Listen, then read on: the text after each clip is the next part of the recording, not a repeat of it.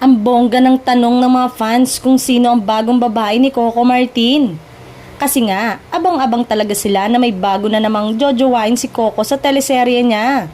At hindi sila naniniwala na si Kim Domingo yon dahil feeling nila may bago pang papasok at magpapatibok na naman ang puso ni Coco.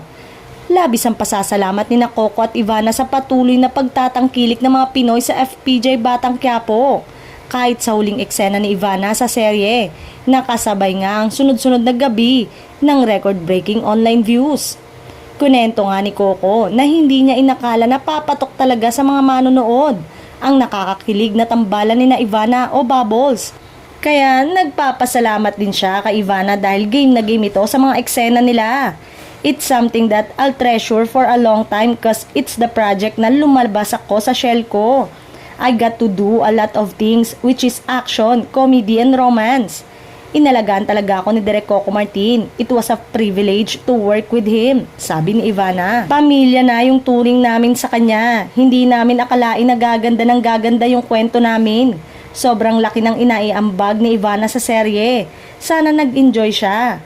Saad naman ni Coco sa interview sa TV Patrol. At yun nga, sino ba talaga ang bagong babae na papasok sa buhay ni Coco o ni Tanggol? Nakaka-excite kasi hindi ko pa rin alam. I'm sure, matcha-challenge kami sa panibagong pagsubok na haharapin namin. Abangan na lang nila. Tila, kinikilig na sagot ni Coco.